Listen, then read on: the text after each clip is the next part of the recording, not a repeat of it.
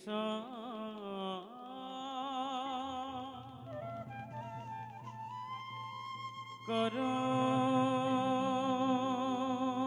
বিষ্ণু কাম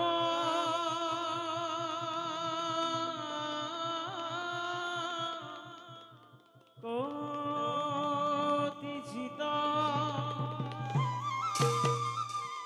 জগত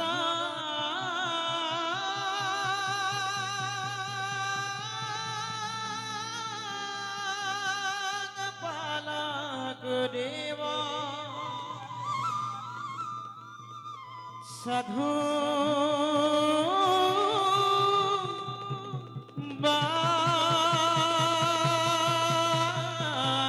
বান্ধব প্রভু গীত একটা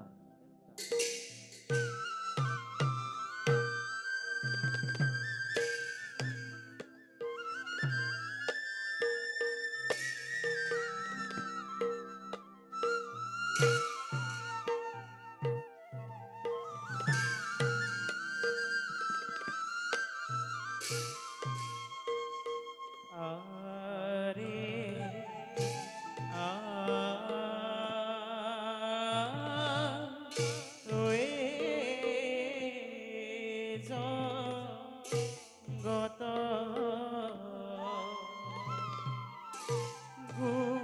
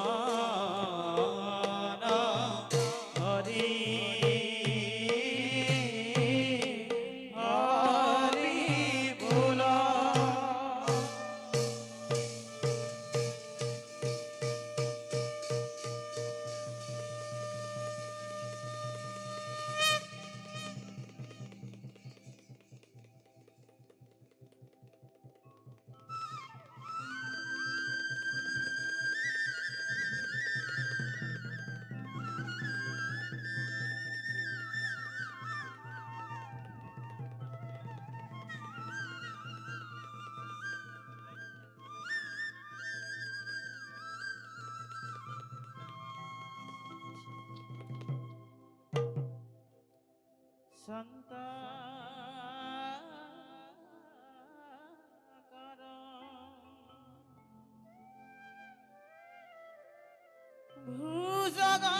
ভুজগশয়ন পদ্মনাভ সুরেশ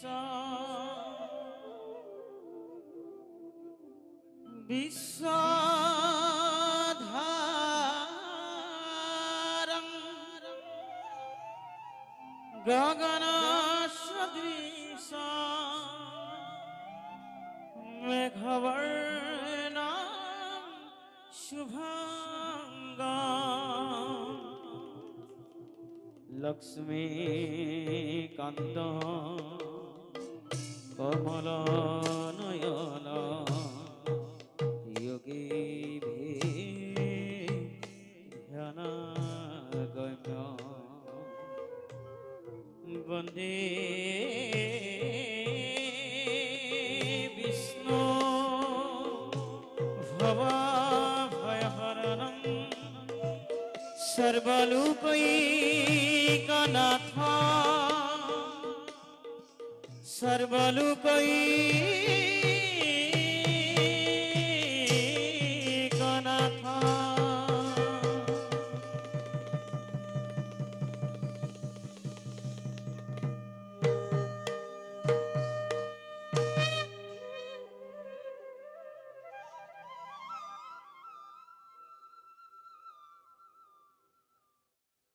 এই বিশ্ব ব্ৰহ্মাণ্ডৰ আমিয়েই একমাত্ৰ গৰাকী আমাৰ ইচ্ছাত ঘূৰ্ণিমান সমস্ত জগত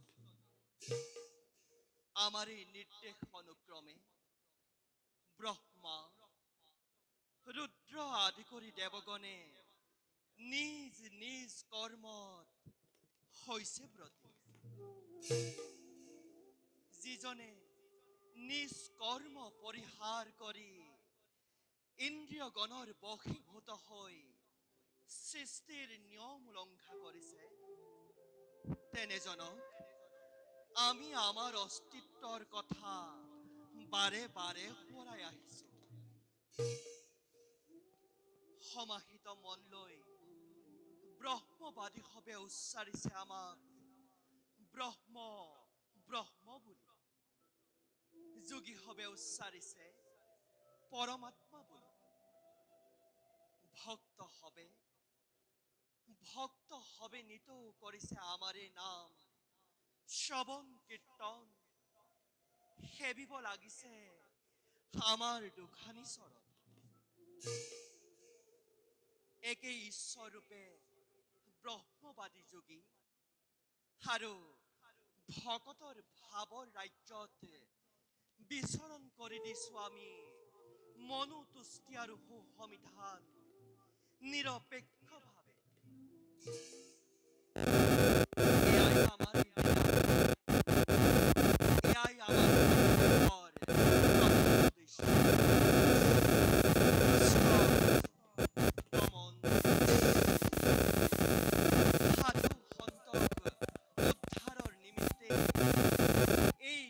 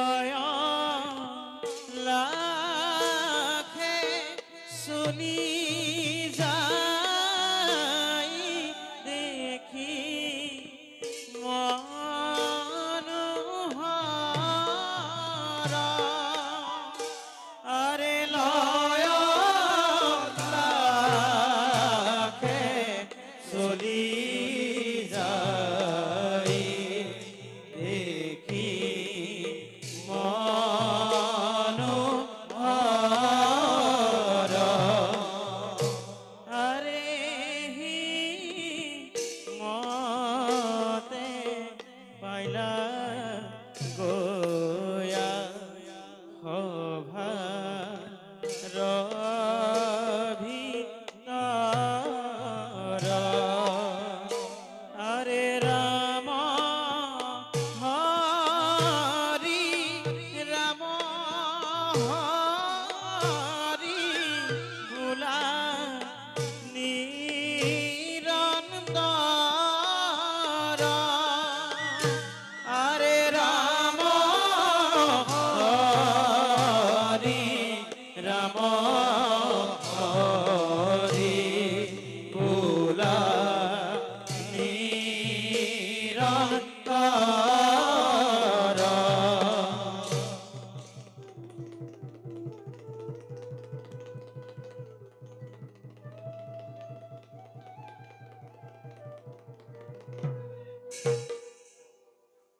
এই বিশ্ব ব্ৰহ্মাণ্ডৰ উৰণ পুৰণ গজন আৰু ভ্ৰমণ এই চাৰি মুঠি জীৱ জগতৰ সৃষ্টিকৰ্তা বিৰিঞ্চি বুলি আমাক জানে সৰ্বজনে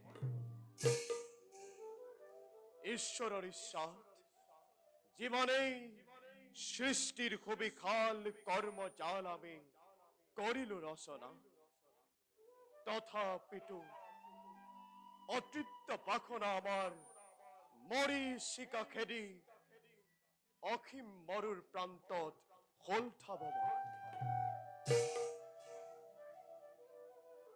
জগতৰ কাৰণ পৰমেশ্বৰ বিষ্ণুৰ কি অপাৰ মহিমা বিচিত্ৰ লীলা মায়াত আবদ্ধ শটুর ভিত্তি দেখো মাথো তমখার খন আবরণ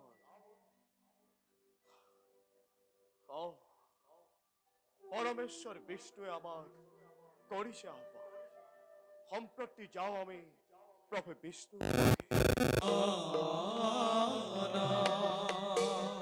হাতে হুলা ধরি চলে দেখিতে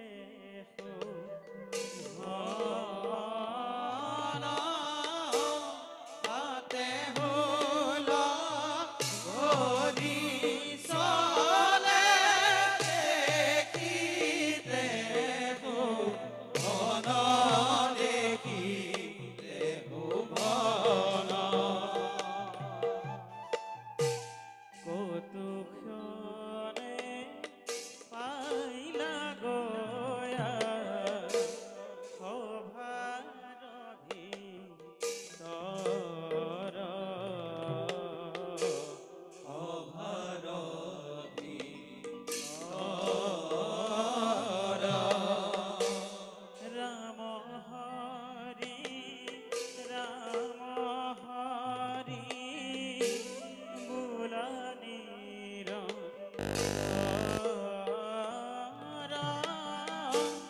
ৰাম হৰি ৰাম হৰি বোলা নিৰন্তৰ বোলা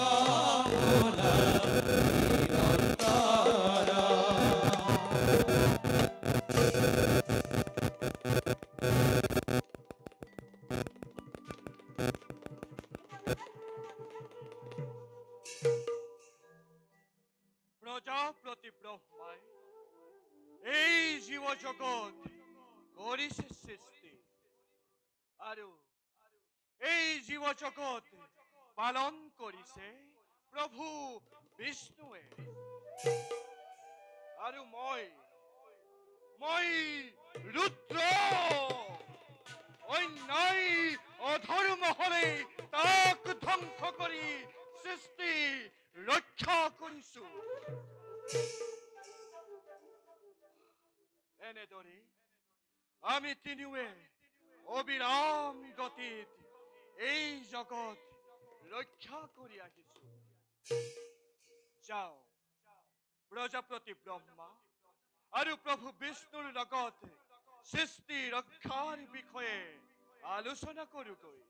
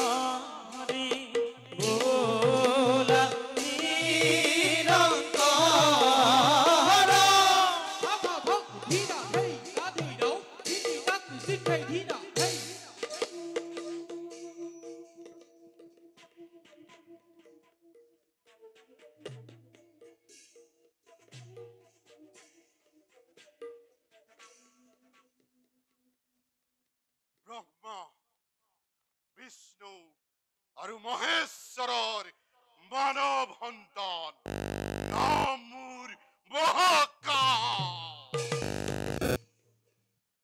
সৃষ্টিৰ ৰক্ষাৰ অৰ্পণৰ হেতু শ্ৰীদেৱে আমাকেই কৰিছিল সাধন। কিন্তু কিন্তু এতিয়া যেন সেই দায়িত্ব ল'বলৈ মই অপাৰো। কিছুদিন পিছতেই মহাপ্ৰলয়ৰ সৃষ্টি। গছ লতা তৰু তৃণ একোকে বাচি নাথাকিব। সেয়েহে মোক অৰ্পণ কৰা এই দায়িত্ব পুনৰ দি দেৱকেই কৰোংগৈ অৰ্পণ।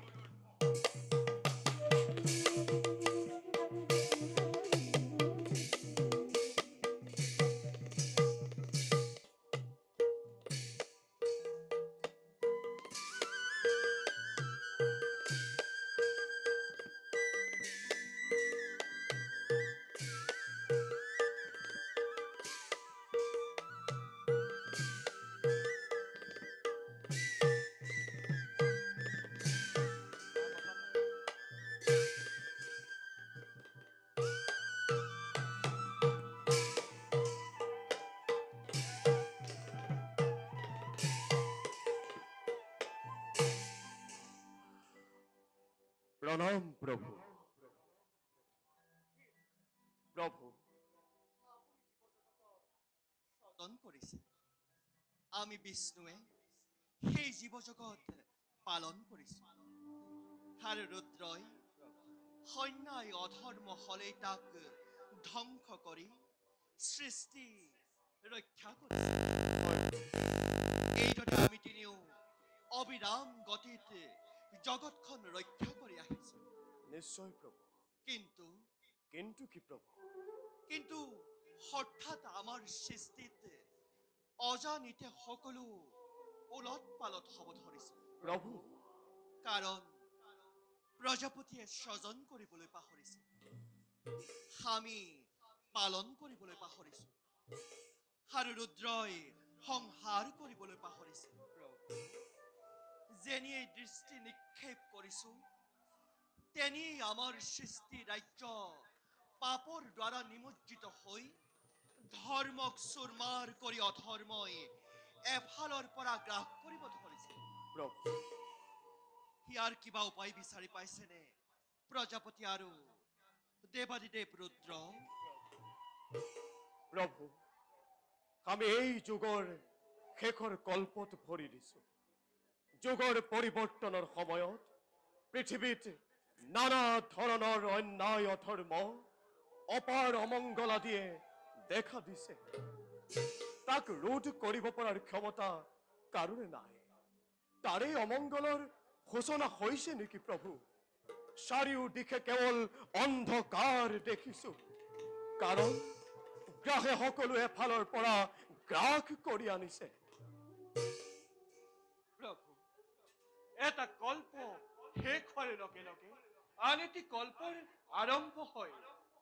আৰু সেই কল্পত যদি ধৰ্মই স্থিতি ল'ব পাৰে, তেন্তে তাৰ ফলতেই লাভ হৈ অনাদৰ অনাবৃষ্টি দূৰ হয়। আৰু যদি সেই কল্পত অধৰ্মই স্থিতি ল'বলৈ সুবিধা পায়, তেন্তে দুৰ্ভিক্ষ মহামাৰী আদি মহাপ্ৰলয়ৰ সৃষ্টি হ'ব।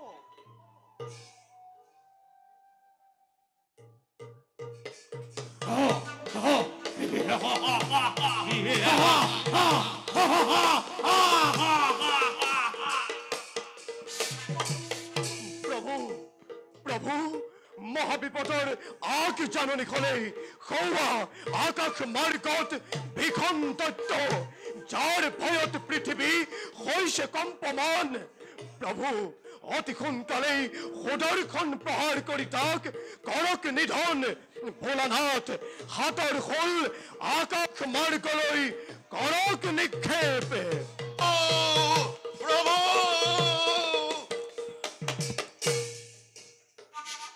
মহাকাল মহাকাল, প্ৰভু, মহাকাল, অকস্মাৎ অকস্মাৎ আবির্ভাব হওয়ার কারণ কি? পৃথিবীর রক্ষণের ভার আমার উপরটি করেছিল অর্পণ। কিন্তু এতিয়া যেন সেই দায়িত্ব লবলৈ মই অপাৰ। তাৰ কাৰণ আৰ কাৰণ পৃথিবীত অন্যায়, অধৰ্ম, অত্যাচাৰ, অবিচাৰ দূৰ সীমাত উপনীত হৈছে। ধৰ্মই থিতাপি ল'বকে নোৱাৰা হৈছে। আৰু প্ৰভু, এইবিলাক মই চাই থাকিব নোৱাৰা হৈছো। তাৰ পৰিণাম কি হ'ব মহাকাল? তার পরিণাম প্রভু অতিকে ভয়ঙ্কর। সৃষ্টিত মহাপ্রলয়ের সূচনা হয়, মহাসাগরের পানীয়ে গোটেই সৃষ্টি তল দিয়াব। পূর্বর সৃষ্টি সংস্কৃতি, জ্ঞান বিজ্ঞান সকলো পানীৰ তলত ডুব যাব। যাগ যজ্ঞ কৰিবলৈ প্ৰভু, যাগ যজ্ঞ কৰিবলৈ ঋষি মুনিসকলৰ বেদ বেদান্ত একো নাথাকিব। সৃষ্টি ৰক্ষা নহলে পৃথিৱীৰ নৰ মনুষ্যৰ কি দশা হ'ব মহাকাল? সৃষ্টিত ধৰ্ম বুলিবলৈ একোৱেই নাই। মহাকাল সকলো অধৰ্মই গ্ৰাস কৰি আহিছে। আৰু মোৰো কাৰ্যকাল শেষ হৈ আহিছে। সেয়েহে পৃথিৱী ধ্বংস অনিবাৰ্য। মহাকাল। অনিবাৰ্য প্ৰভু, অনিবাৰ্য। ৰব মহাকাল, মহাকাল তাৰ উপায় দিছে। তাৰ উপায়, হয় মহাকাল।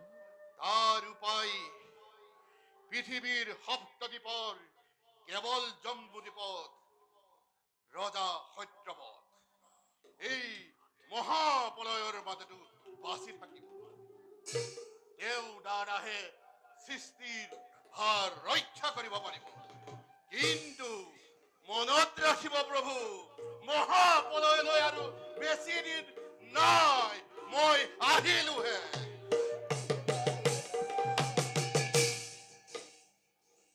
প্ৰভু, সেই বিনন্দীয় সুন্দৰ সৃষ্টি, বেদ বেদাংগ, শিক্ষা দীক্ষা সাহিত্য সভ্যতা সকলো পানীৰ তলত ডুব যাব। পুনৰ সৃষ্টি কৰিবলৈ থাকিব ক'ত প্ৰভু? প্ৰজাপতি, প্ৰভু, আপুনি এতিয়াৰ পৰাই বেদ বেদাংগ, কৃষ্টি সভ্যতাৰ নিদৰ্শনত থকা সকলো সামগ্ৰী এপদ এপদকৈ সংগ্ৰহ কৰাৰ সুব্যৱস্থা কৰক।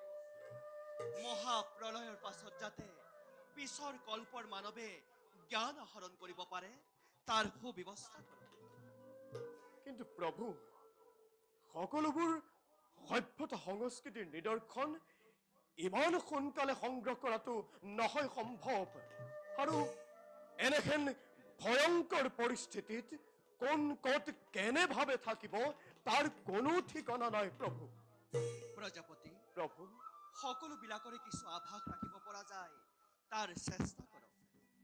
ৰুদ্ৰই হঠাৎ মহাবল ধাৰণ কৰি এই সকলোবিলাকৰ ৰক্ষণাবেক্ষণৰ দায়িত্ব গ্ৰহণ কৰক। বিশেষকৈ বেদ বেদাংগ, কৃষ্টিৰ সভ্যতাৰ নিদৰ্শন যদি অনাৰ্যৰ হাতত পৰে, তেন্তে পৃথিৱীৰ পৰা আৰ্যৰ ৰাজত্বৰ অৱসান ঘটিব। গতিকে প্ৰজাপতি আৰু ৰুদ্ৰ, প্ৰভু, আপোনালোক এতিয়াই নিজ নিজ কৰ্মত অগ্ৰসৰ হওক। ভাল প্ৰভু। তেন্তে আমি সকলো নিজ নিজ কৰ্তব্যত হওঁ অগ্ৰসৰ। বলক প্ৰজাপতি। বলক ৰুদ্ৰদেৱ।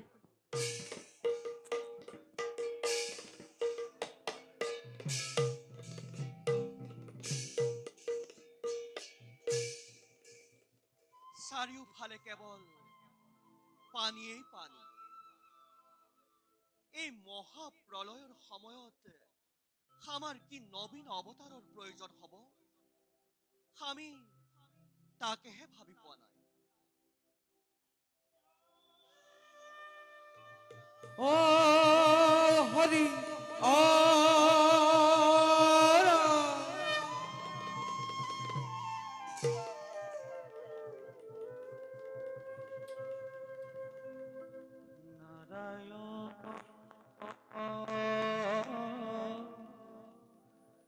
নারায়ণ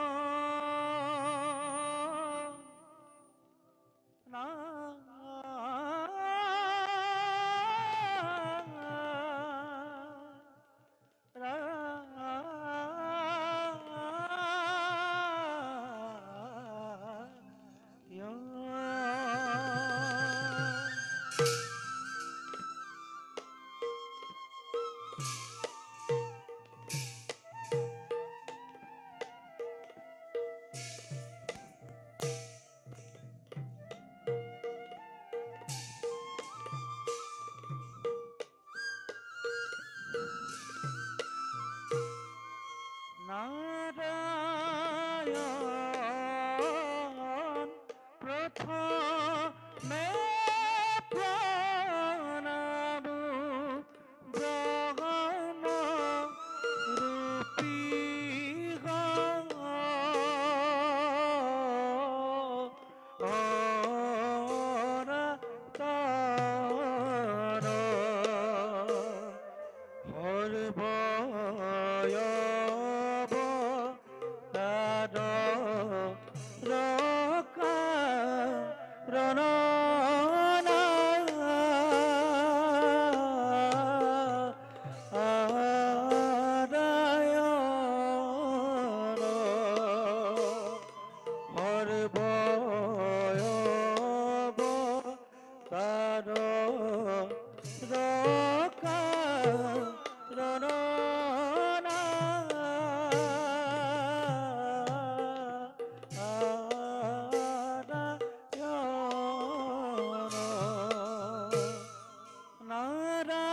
নারায়ণ পশু নাভি কমলত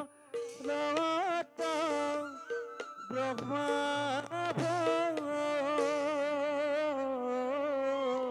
ওইলা জাত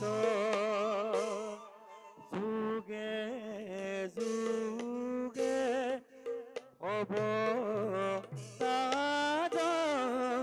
বৈনায়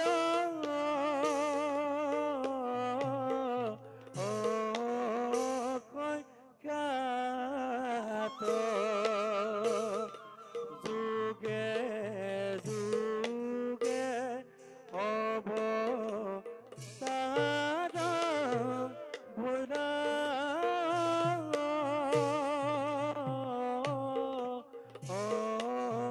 অক্ষয় খ্যাত নারায়ণ নারায়ণ নারায়ণ নারায়ণ নারায়ণ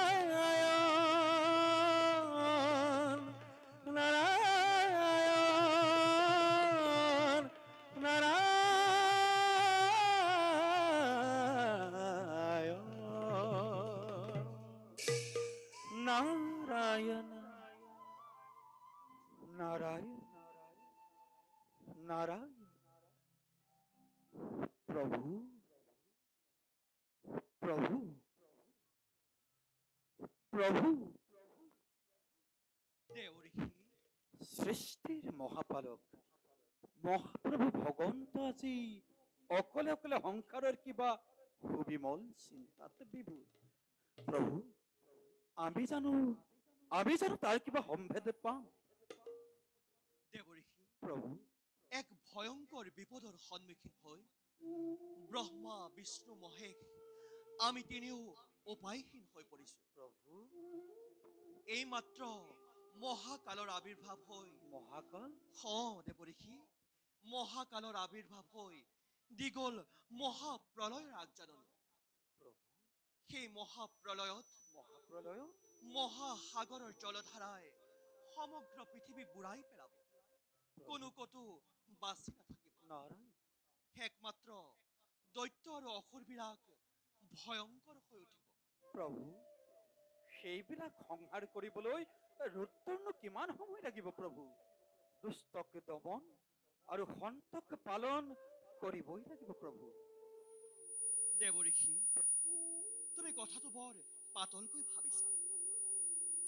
ভাবিছাচোন দেৱঋষি ধ্বংস হৈ যোৱা সৃষ্টি পুনৰ গ্ৰহ দিয়াটো জানো ইমান সহজ নাৰায়ণ নাৰায়ণ প্ৰভু অবশ্য প্ৰভু সৃষ্টি ধ্বংস হলে পৃথিবীত কোনোৱেই বাচি নাথাকিব প্ৰভু নহয় প্ৰভু নহয় দেৱঋষি প্ৰভু মহাকালে কৈ গ'ল মহাকালে কি গল প্ৰভু দেৱঋষি মহাকালে কৈ গ'ল জম্বুদ্বীপৰ ৰজা সত্যব্ৰত এই মহাপ্ৰলয়টো বাচি থাকিব জম্বুদ্বীপৰ ৰজা সত্যব্ৰত জম্বুদ্বীপৰ ৰজা সত্যব্ৰত প্ৰভু জম্বুদ্বীপৰ ৰজা সত্যপত মহাধাৰ্মিক প্ৰভু। তেওঁৰ দ্বাৰাই প্ৰভু সৃষ্টি ৰক্ষা সম্ভৱ হ'ব। কিন্তু কেনেকৈ দেৱঋষি? প্ৰভু, মহাপ্ৰলয় আৰম্ভ হোৱাৰ আগতে সকলো প্ৰয়োজনীয় সামগ্ৰী সংগ্ৰহ কৰি ৰাখিবলৈ কওক। বেদ, বেদাংগ, ধৰ্মশাস্ত্ৰ, পশু পক্ষী সকলোবোৰ সংৰক্ষণ কৰি পাছৰ প্ৰজন্মৰ বাবে সাঁচি ৰাখিব লাগিব। আৰু এইবোৰেই প্ৰভু পাছৰ প্ৰজন্মত পুনৰ সৃষ্টি ৰক্ষা কৰিব পাৰিব। আমিও তাৰেই পৰিকল্পনা কৰিছো প্ৰভু, সময়ত ইয়াৰ আমি কৰিম প্ৰয়োগ। প্ৰভু, বাৰু দেৱঋষি, প্ৰভু, এইদৰে মাজে সময় আহি আমাক বুদ্ধি ভৰসা দিবলৈ নাপাহৰিবা। যোৱা দেৱঋষি, প্ৰভু। এতিয়া তুমি এই বাৰ্তা মৰ্ত্যলোকত প্ৰচাৰ কৰা। নিশ্চয় নিশ্চয় প্ৰভু, আপোনাৰ সকলো কৰ্মতে সমভাগী হৈ যাব এই নিকিন্নৰত। বাৰু প্ৰভু, তব চৰণৰ ধূলি পুনশ্চবাৰ শিৰে তুলি লৈ দাখেবে বিদায়হে মাগিছে। ঈশ্বৰ পদং ব্ৰহ্মা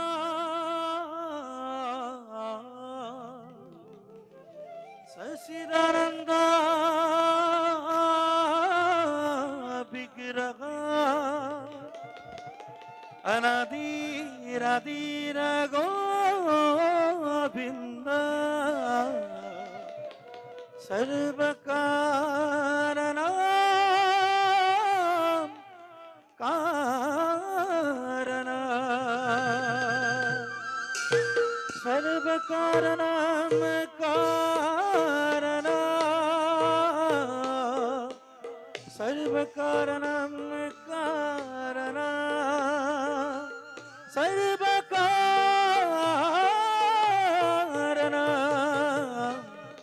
কারণ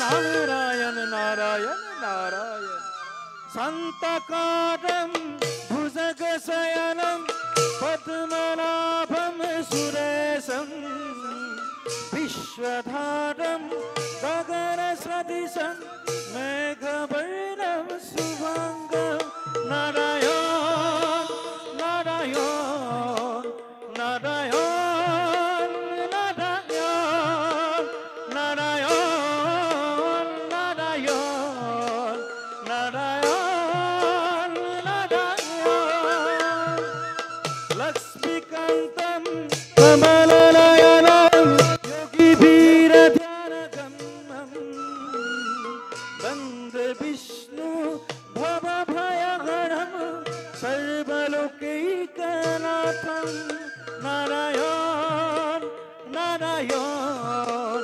नारायण नारायण नारायण नारायण नारायण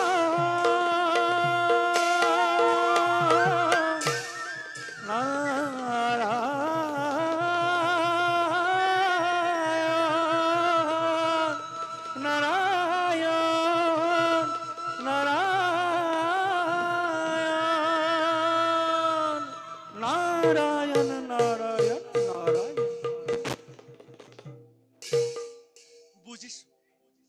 বুজিছো ভালদৰে। আমাৰ নবীন অৱতাৰৰ সময় হল সমাগত। যাও এবে আমি নিজ কৰ্তব্যত হওঁ অগ্ৰসৰ।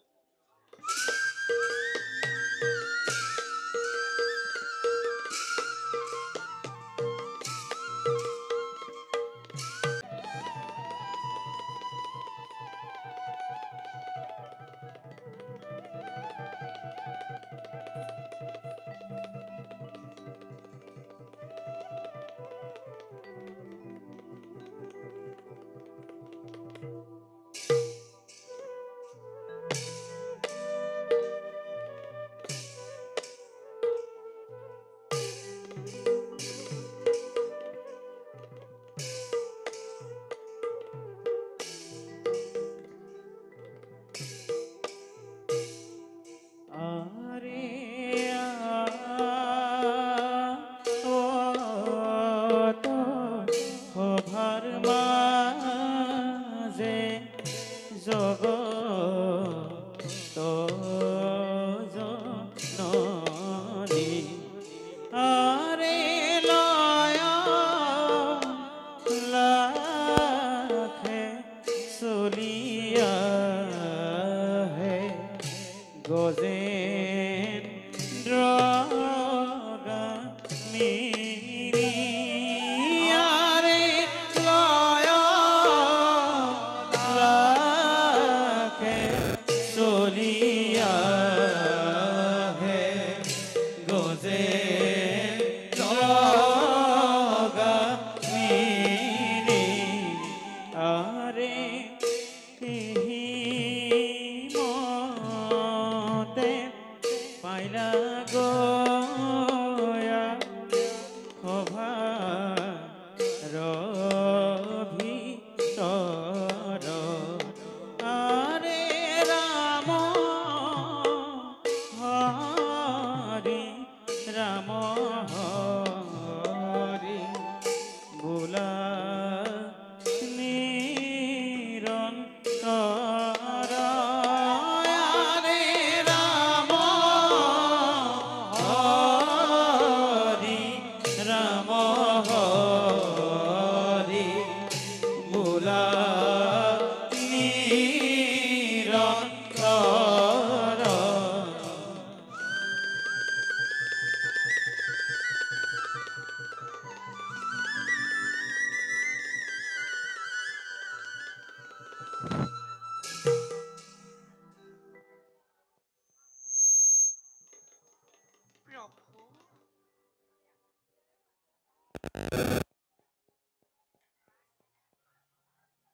প্ৰভু প্ৰভু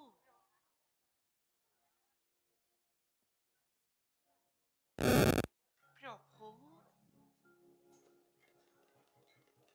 কোনোদিন প্ৰভুৱে মোক লগত নিনিয়াকৈ স্বৰ্গ মৰ্ত্য পাতাল কলৈকো নাযায় মোক লগত লৈহে যিকোনো আলোচনাৰ বাটো নিমেলে আজিনো কিয় বৈকুণ্ঠৰ পৰা মনে মনে গুচি গ'ল ইয়াৰ কাৰণ মই একো বুজি নাপালো নিশ্চয় কৰবাত গুপ্ত আলোচনাত বহিছে শ্ৰৱ কীৰ্তন স্মৰণ বিষ্ণুৰ অৰ্চন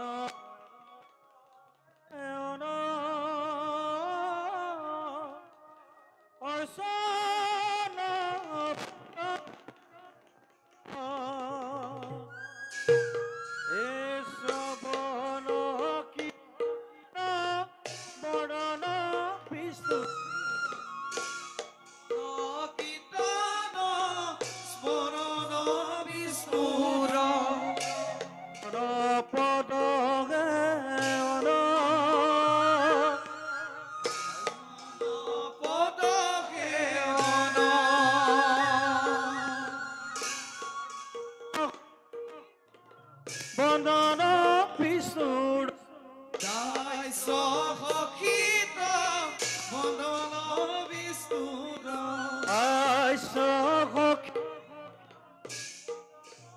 বিষ্ণুৰ বন্দন বিষ্ণুৰ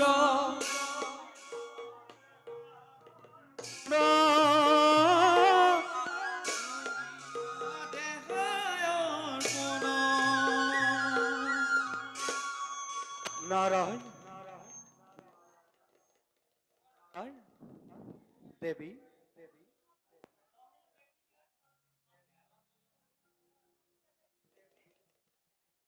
দেৱৰ্ষি কিবা হেতু দেখি তোমাৰ বিষাদিত মন বৈকুণ্ঠলৈ আহিলে লক্ষ্মীনাৰায়ণৰ যুগল চৰণ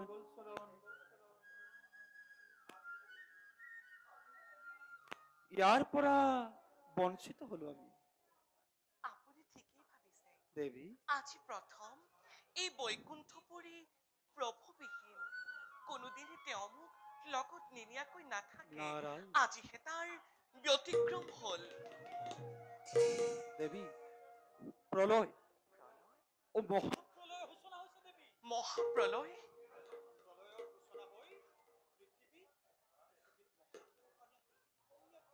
দেৱৰ্ষী কেৱল পানীয়েই পানী হ'ব।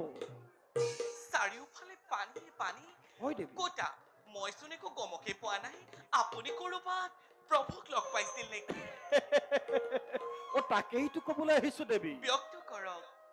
ও ভাগ্য বোলে উপস্থিত হলো মই কৈলাশ ধামত। কৈলাশ ধামত হয় দেৱী, স্বচক্ষে মই তাত কি দেখিলো জানা? কি দেৱৰ্ষী? ব্ৰহ্মা বিষ্ণু ৰুদ্ৰ তিনিও মিলিত হৈছে এক গোপন আলোচনাত দেৱী। গোপন আলোচনা আৰু দেৱী ও দেৱৰ্ষী সেই গোপন আলোচনাত আৰু কোনে ভাগ লৈছে জানা তুমি? কোনে দেৱৰ্ষী? এই গোপন আলোচনাত ভাগ লৈছে কোনে দেৱৰ্ষী? নালাগে দেৱী, তুমি জানিলে তুমি মনো কষ্ট পাবা, নালাগে জানিব। দেৱৰ্ষী ব্যক্ত কৰকচোন কোনে ভাগ লৈছে? অ তোমাৰ যদি জানিব শুনা বাৰু, কওক দেৱৰ্ষী। কিন্তু পাছলে মোক দোষাৰোপ নকৰিবা। দেৱৰ্ষী এই গুপ্ত আলোচনাত ভাগ লৈছে ৰুদ্ৰৰ ভাৰ্যা পাৰ্বতীয়ে। জানা দেৱী, আৰু কোনে দেৱৰ্ষী? এই গুপ্ত আলোচনাত ভাগ লৈছে আৰু ব্ৰহ্মাৰ কন্যা সৰস্বতীয়ে। সৰস্বতীও মাক তাত নেদেখিহে মই আচৰিত হলো দেৱী। বিষ্ণুৱে বাৰু তোমাক সেই আলোচনালৈ টহনি নিলে তাকেহে ভাবি দেৱী। দেৱৰ্ষী এইবোৰ কথা সঁচা জানো? ও সঁচা মিছা তুমি পাছতো জানিব পাৰিবা দেৱী। দেৱৰ্ষী মই গৈ পোৱাৰ লগে লগে ভোলানাথে হৌটো টুটকি আহিছে বুলি মোক উপহাসে কৰিলে দেৱী। দেৱৰ্ষী মই তাত এখন টিকো নৰখিলো দেৱী। দেৱৰ্ষী বৈকুণ্ঠ পালোহি। পৃথিৱীত মহাপ্ৰলয়ৰ সূচনা হৈছে। পৃথিৱী ধ্বংস হ'ব। তাৰ আলোচনা চলিছে গোপনে। গুপ্ত আলোচনা যদি শিৱৰ ভাৰ্যা পাৰ্বতী থাকিব পাৰে, গুপ্ত আলোচনা যদি ব্ৰহ্মাৰ কন্যা সৰস্বতী থাকিব পাৰে, তেন্তে মই কি কাৰণে অযোগ্য হলো? কওক দেৱৰ্ষী, এতিয়া মোৰ কৰ্তব্য কি? মই ভীষণভাৱে অপমানিত হৈছো দেৱৰ্ষী, ভীষণভাৱে অপমানিত হৈছো। দেৱৰ্ষী মহাপ্ৰলয়ৰ সময়ত দেৱৰ্ষী কোনে কি দায়িত্ব পালন কৰিব তাৰ ভাগ বতৰা কৰি শেষেই কৰিলে দেৱী। দেৱৰ্ষী দেৱী দেৱৰ্ষী সকলো বেদ বেদাংগ শাস্ত্ৰ এইবোৰৰ দায়িত্ব কাক দিয়া হৈছে জানা দেৱী? বেদ বেদাংগৰ দৰে গুৰু দায়িত্ব নিশ্চয় প্ৰভুৱে মোৰ ওপৰত কৰিছে। তোমাক। নহয় জানো দেৱৰ্ষী? তোমাক মোক নহয় দেৱী। দেৱৰ্ষী এইবোৰৰ দায়িত্ব দিছে সৰস্বতী দেৱী। কি দায়িত্ব? আৰু এটি দায়িত্ব আছে নহয় দেৱী। ব্যক্ত কৰক। যিমান বিলাক পশু পক্ষী জীৱ জন্তু সকলোবোৰৰ ৰক্ষণাবেক্ষণৰ দায়িত্ব দিয়া হৈছে কাক জানা দেৱী? কাক দেৱৰ্ষী? মোক তোমাক। নিশ্চয় মোক। তোমাক এইবোৰৰ দায়িত্ব দিয়া হৈছে ৰুদ্ৰৰ ভাৰ্যা পাৰ্বতীক। অসম্ভৱ! দেৱীৰে মনত কি বিমোহ।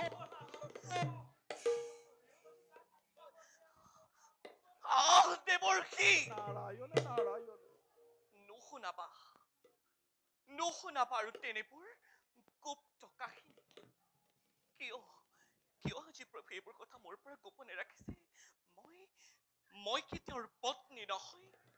নাৰী হাস্যময়ী, নাৰী লাস্যময়ী। কিন্তু দেৱৰ্ষী সময়তে নাৰী ধাৰণ কৰিব পাৰি, ৰণচণ্ডী মূৰ্তি। মোৰ অবিহনে কি প্ৰভু সৃষ্টি ৰক্ষা কৰিব পাৰিব? মই ইয়াৰ ভীষণ প্ৰতিশোধ লম দেৱৰ্ষী। মই ইয়াৰ ভীষণ প্ৰতিশোধ লম। দেৱী বিষ্ণুৱে তোমাক অৱজ্ঞা কৰি কিদৰে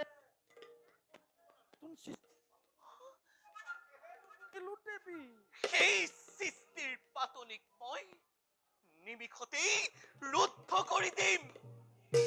চাই থাকিব দেৱৰ্ষী। আপোনাৰ সাক্ষাতত আপোনাকে সাক্ষী কৰি মই এক মহা প্ৰলয়কাৰী দৈত্য সৃজন কৰি বিষ্ণুৱে যি নতুনকৈ সৃষ্টিৰ অংকুৰণ কৰিব খুজিছে, তাক মই ধূলিৰ লগতে উৰুৱাই দিম। নাৰায়ণ নাৰায়ণ এনে প্ৰতিজ্ঞা নকৰিবা দেৱী। চোৱা স্বৰ্গৰ দেৱতা, চোৱা মৰ্ত্যৰ মানৱ, আৰু চাই যোৱা পাতালৰ বাসুকী। নাৰীয়ে কি ভীষণ প্ৰতিশোধ ল'ব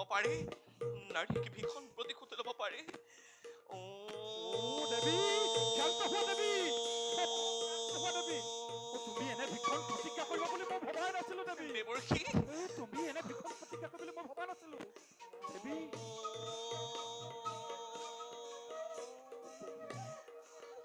দেৱৰ্ষি, তুমি শান্ত হোৱা দেৱী, নহলে তুমি আৰু মই মৃত্যুলৈ খহি পৰিম দেৱী। দেৱৰ্ষি, মই এবাৰ যি কামলৈ মনস্থ কৰিছো, তাৰ পৰা কেতিয়াও বিচলিত।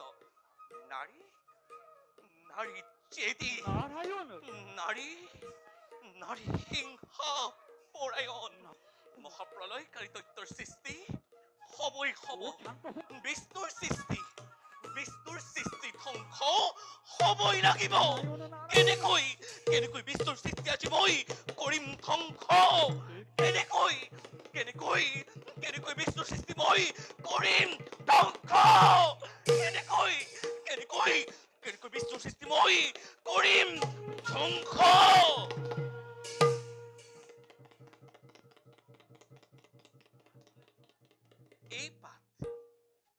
এই পাতে হব বিষ্ণুৰ সৃষ্টি ধ্বংসকাৰী এক মহানস্ত্ৰ। সৃষ্টি হ দেৱী, শান্ত হোৱা দেৱী। আকাশ লংঘা দৈত্য। সৃষ্টি হ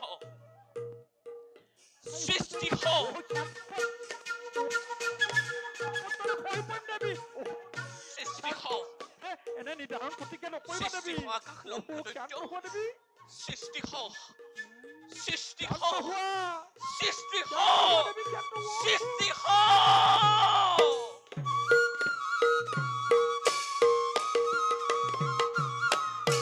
এই বুলি লক্ষ্মী মায়ে দিহাৰ লৈলা, এই বুলি লক্ষ্মী মায়ে দিহাৰ লৈলা, মহাভয় কৰা দৈত্ৰ স্বজন কৰিলা।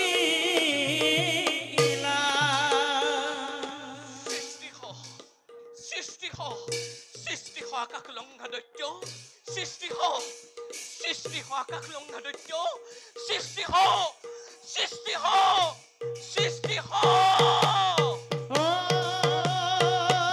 হৰি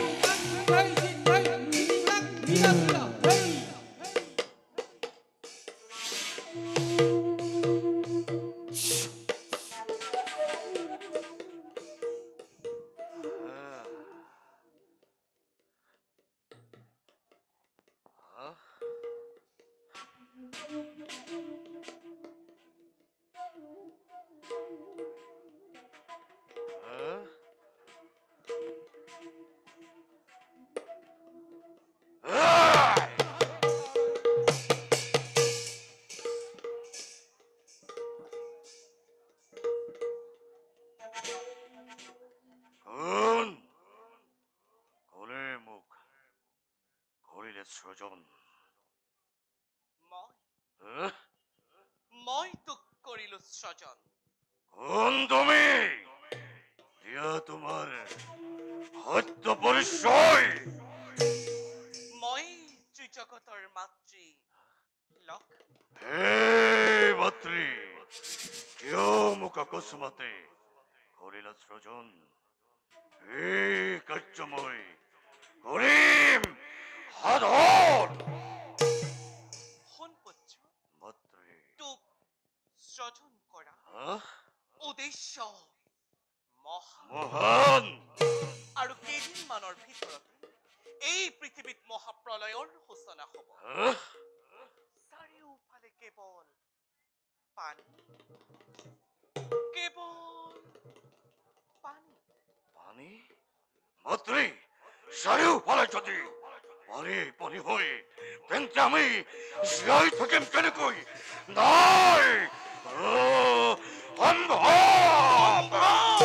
আহ, সকলোবোৰ সম্ভৱ পুত্ৰ। মাতৃ, মই তোক বৰ দিছো। মাতৃ, তই মই জল, জল, স্থল, স্থল, আকাশ, আকাশ, পাতাল পাতাল, এই সকলোতে আহ, মুক্তভাৱে বিচৰণ কৰিব পাৰিবি। আৰু শুন পুত্ৰ, তোক মোক প্ৰভু বিষ্ণুৰ সুদৰ্শন চক্ৰ উদৰ্শন, আৰু মহাদেৱৰ ত্ৰিশূলেও আহ, মৃত্যু ঘটাব নোৱাৰে। নোৱাৰে।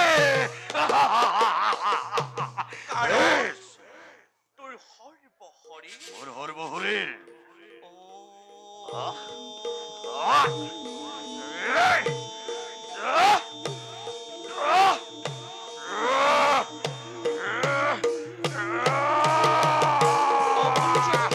তোৰ সৰ্বশৰীৰ মই ব্ৰজময় কৰি দিলো।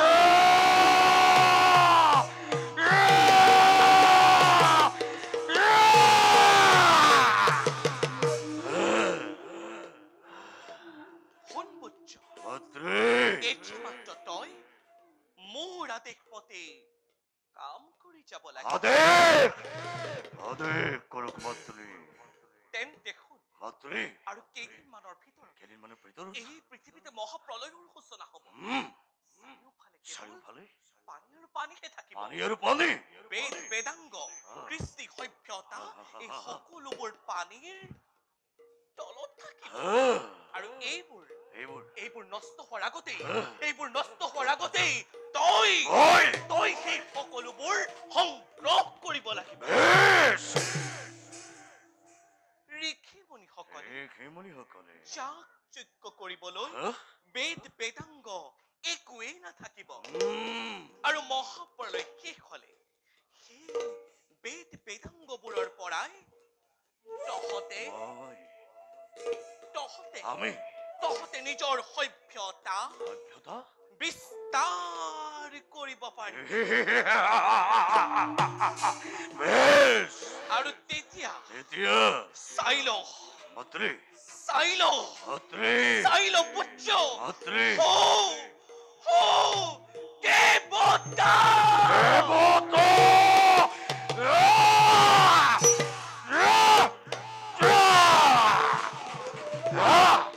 এই দেৱতাতকৈ দেৱতাতকৈ উচ্চ আসন হা?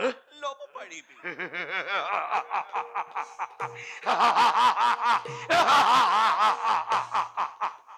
মাতৃ, পুত্ৰ মোৰ পৰিচয় কি হ'ব? পৰিচয় কি নামেৰে? এই নামেৰে জনাজাত হ'ম মই। বিশ্ব ব্ৰহ্মাণ্ড। শুন পুত্ৰ, মাতৃ, তোক মোৰ ডিঙিৰ হাড়ৰ পৰা কৰিছিলো সৃজন। ডিঙিৰ হাড়ৰ পৰা অ পুত্ৰ, আৰু তোৰ মুখমণ্ডল দেখিবলৈ মোৰ মুখমণ্ডল দেখিবলৈ মাতৃ। কোৱা কোৱা কোৱা কোৱা কোৱা। তোৰ মুখমণ্ডল দেখিবলৈ ঘোঁৰাৰ দৰে। ঘোঁৰাৰ দৰে। হা? সেইবাবে তোৰ নাম হব মোৰ নাম কি হ'ব মাতৃ? তোৰ মোৰ নাম মোৰ নাম কি হ'ব? মোৰ নাম কি হ'ব মাতৃ? ব্যক্ত ব্যক্ত ব্যক্ত কৰা মাতৃ। তোৰ নাম হব মোৰ নাম হ'ব তোৰ নাম হব মোৰ নাম হ'ব হয় হয় সত্য সত্য হয় হয় সত্য সত্য হয় হয় সত্য সত্য।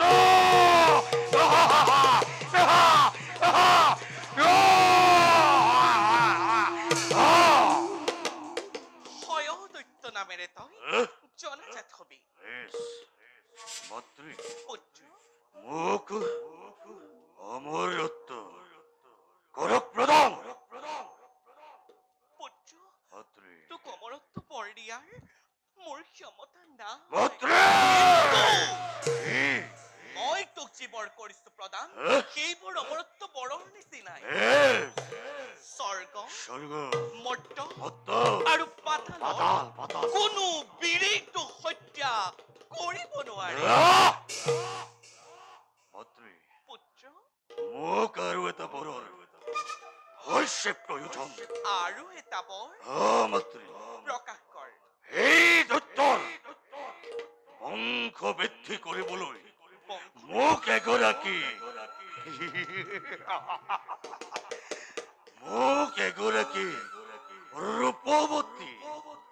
ৰূপৱতী নাৰী কৰকৰ্পণ তই ঠিকেই কৈছ তেন্তে শুন পুত্ৰ মাতৃ এই ত্ৰিজগতৰ ভিতৰত এই তেজগতৰ ভিতৰত প্ৰজাপতি ব্ৰহ্মাৰ কন্যা ব্ৰহ্মাৰ কন্যা নাম নাম কি নাম কি নাম কি নাম নাম কি মাতৃ ব্ৰহ্মাৰ কন্যা নাম নাম কি ব্ৰহ্মাৰ কন্যা নাম কি মাতৃ সৰস্বতী সতী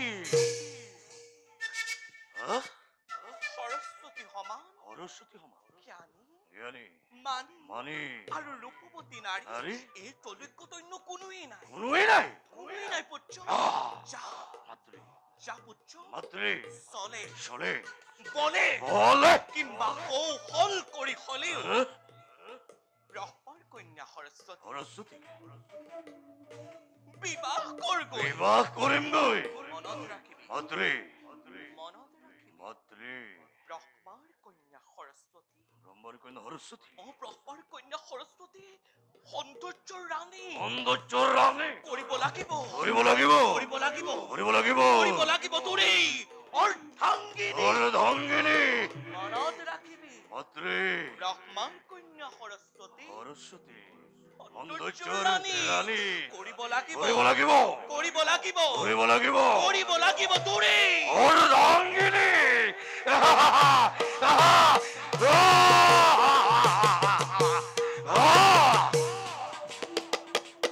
বিশ্ব ব্ৰহ্মাণ্ডৰ ত্ৰাসৰ সৃষ্টিকৰ্তা লক্ষ্মী নন্দন মই দত্ত বিশ্ব ব্ৰহ্মাণ্ড আজি চলিব লাগিব মোৰেই নিৰ্দেশত স্বৰ্গৰ দেৱতা সত্যৰ মানৱ পাতালৰ বাসী মোৰ নামত হ'ব লাগিব ধৰা ধৰে ধৰা ধৰে ধৰা ধৰে ধৰা ধৰে কম্পমান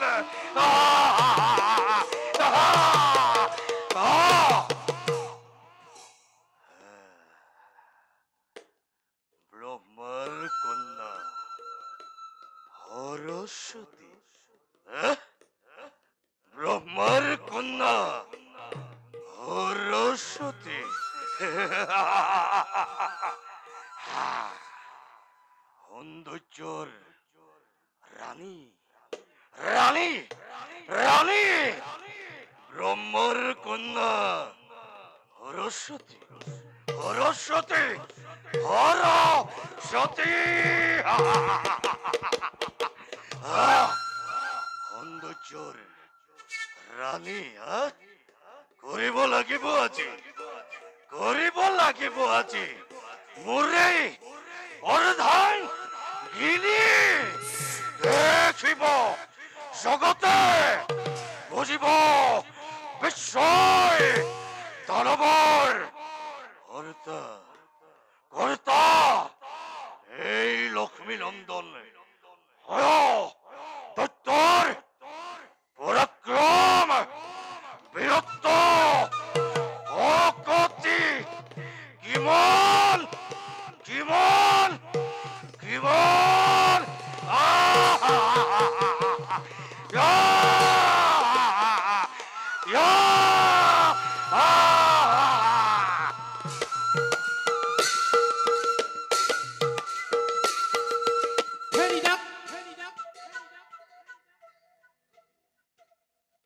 সৰস্বতী, এই সৰস্বতী, কোথ আছা তুমি? সৰস্বতী, ব্ৰহ্মাৰ কন্যা সৰস্বতী, সৌন্দৰ্য ৰানী কৰিব লাগিব আজি। মোৰে অৰ্ধাঙ্গিনী, অৰ্ধাঙ্গিনী, অৰ্ধাঙ্গিনী।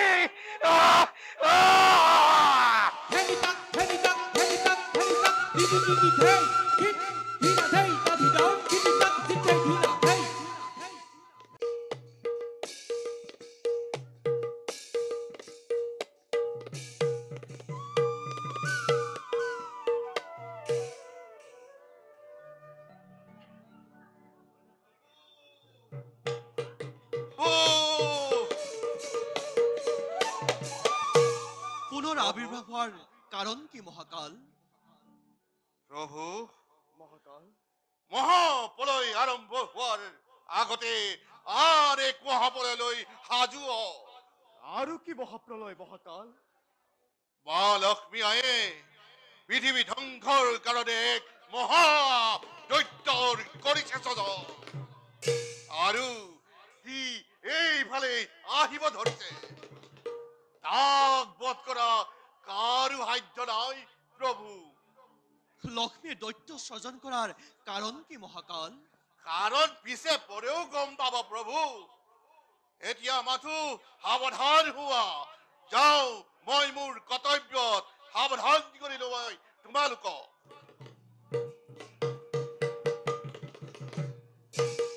তেন্তে মহা বিপদ হল প্ৰজাপতি। প্ৰভু, নাৰীৰ মহিমা বুজা বৰ টান। লক্ষ্মীয়ে আমাৰ কাৰ্যত প্ৰতিদ্বন্দ্বিতা কৰাৰ পৰিণাম নিশ্চয় ভোগ কৰিব লাগিব। প্ৰভু, এই টুটকীয়া নাৰদ থাকে মানে এনেবোৰ নোহোৱা নোপোজা ঘটনা ঘটিয়েই থাকিব। সি মোৰ পুত্ৰ হৈ মোৰেই সৃষ্টিত হেঙাৰ স্বৰূপে থিয় দিছে। তাক মই নকৰিম ক্ষমা। এইবাৰ তাক মই উচিত শাস্তি কৰিম প্ৰদান। মহাপ্ৰলয়ৰ আগমুহূৰ্তত নানা ধৰণৰ বিভীষিকাই আগুৰি ধৰিছে। তাক বাধা দিব কোনেও নোৱাৰে। আৰু আমাৰো দেখিছো শক্তি কমিয়েই আহিছে।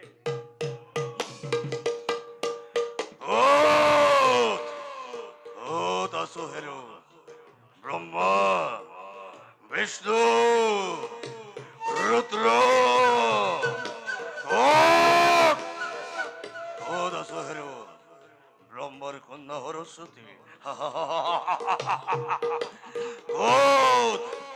ক'ত আছে ব্ৰহ্মাৰ কন্যা সৰস্বতী?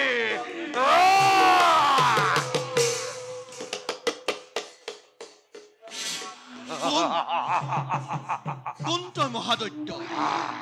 কিয় তই বৈকুণ্ঠত কৰিলি প্ৰৱেশ? লক্ষ্মী নন্দন মই হয় দত্ত। লক্ষ্মী আই মোক স্বজন কৰি পৃথিৱীৰ সমস্ত ভূৰভাৰ মোৰ ওপৰতে কৰিছে অৰ্পণ। আৰু ব্ৰহ্মা বোলা দেৱতাৰ কন্যা সৰস্বতীকে বিবাহ কৰিবলৈ মাতৃ মোক আদেশ দিছে। কি ছয়শত হতে মোৰ আজ্ঞা পালন কৰ। সাৱধান দৈত্য, উৰুদ্ধণ্ডালীৰ সীমা চেৰাই গৈছে। এই মহাহুলে তোৰ বক্ষ ভেদ কৰাৰ আগতে ইয়াৰ পৰা আঁতৰি যা। ইয়াক ইয়াতে সুদৰ্শন প্ৰহাৰ কৰক, নহলে এই সৃষ্টি ধ্বংস কৰিব। বৃথা চেষ্টা দেৱতা। লক্ষ্মী আই পৰৰ কৃপাত বিষ্ণুৰ সুদৰ্শন আনহে লাগে। মহাদেৱৰ মহা ত্ৰিশূল মোক একো বিঘিনি ঘটাব নোৱাৰো। চাও যদি তহঁতে মোৰ প্ৰমাণ চাব পাৰো। দৈত্য, কি ভাগ্যৰ বিড়ম্বনা ঘটিছে। লক্ষ্মীৰ কৃপাতে এই পৃথিৱীত তই মাখিৰ পৰা সিংহ হৈ বিচৰণ কৰিবলৈ আহিল নহলে সুদৰ্শন প্ৰহাৰ কৰি তোক খণ্ড খণ্ড কৰিলো হয় দৈত্য ৰথপালি কেতিয়াও সহ্য কৰিব নোৱাৰো ললো এই মহাহুল চাও বাৰু কেনেকৈ ব্যৰ্থ কৰ লাগিল মৰ দেখা অতি ভয়া কৰা হে পৰা ভৰে বহুমতি কবে থৰা থৰ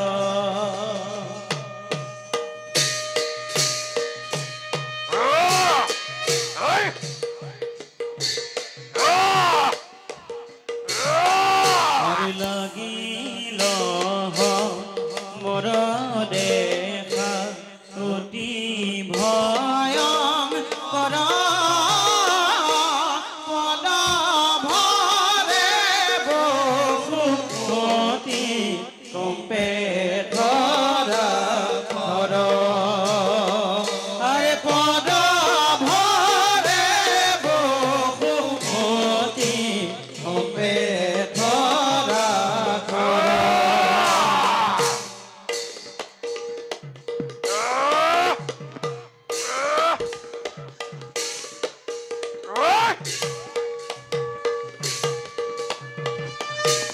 উহেন জানি নৰলোকে হেৰিয়ান কাম পাত চালুক ডাকি বোলা ৰাম ৰাম পাত চালুক ডাকি বোলা ৰাম ৰাম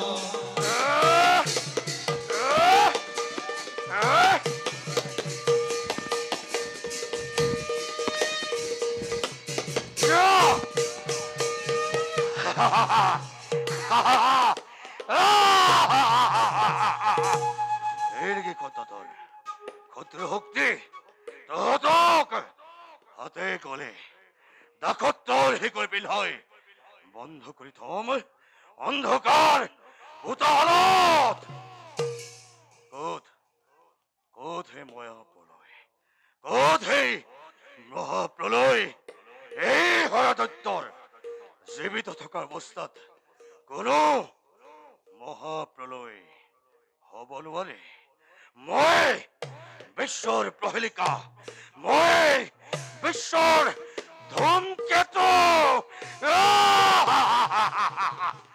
যাও যাও মই প্ৰাণৰ সৰস্বতীক বিচাৰি সৰস্বতী সৰস্বতী সৰস্বতী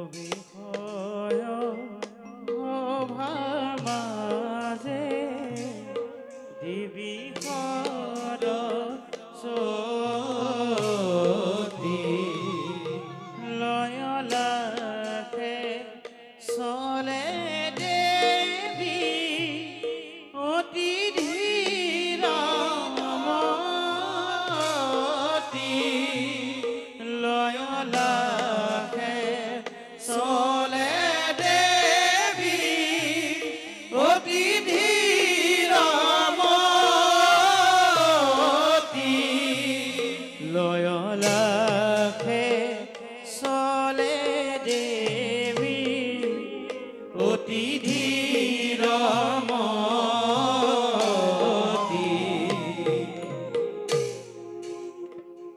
এই মতে পাইলা গয়া সভাৰ ভিতৰ ৰাম হৰি ৰাম হৰি বোলা নিৰন্তৰ ৰাম হৰি ৰাম হৰি বোলা নিৰন্তৰ ৰাম হৰি ৰাম হৰি বোলা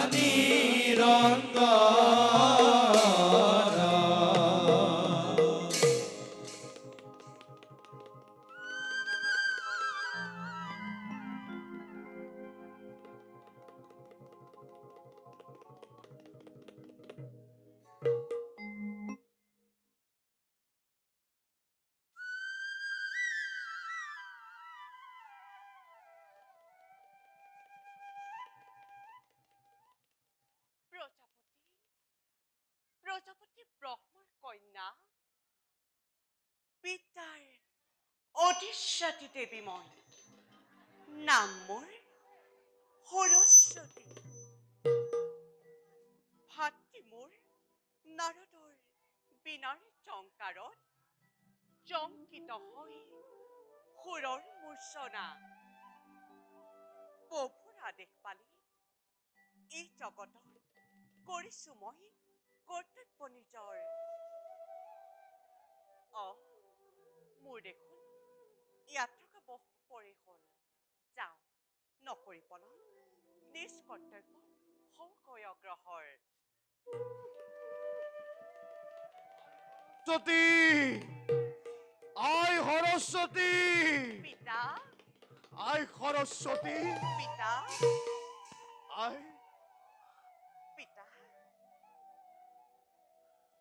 অভাগিনী সেৱা কৰিবা গ্ৰহণ দীৰ্ঘজীৱী হয় পিতা দীৰ্ঘজীৱী হয় খাই পিতা পৃথিৱীত মহাপ্ৰলয় হ'বলৈ আৰু বেছি দিন নাই মহাপ্ৰলয় হয় মোৰ পুত্ৰ নাৰদৰ কুচক্ৰান্তত পৰি লক্ষ্মীয়ে এক ভয়ংকৰ দৈত্যৰ কৰিছে স্বজন পিতা সি এতিয়া সকলো তল ওপৰ কৰি পৰিছে আনকি সেই দৈত্যলৈ তোক বিবাহ দিম বুলি মোক আই তোক বিবাহ দিম বুলি লক্ষ্মীয়ে দৈত্যৰ আগত কৰিছে প্ৰতিজ্ঞা সি এতিয়া তোকেই বিচাৰি ফুৰিছে আই তই তই ইয়াত এখন্তেকো ৰৈ নাথাকিবি সেই ঘোঁৰামুখৰ দুৰ্দান্তকাৰী দৈত্যক দেখিলে মোৰ পেটতে হাত ভৰি লুকাই পিতা আই লক্ষ্মী এনে কুকাৰ্যত কিয় লিপ্ত হ'ব লগা হ'ল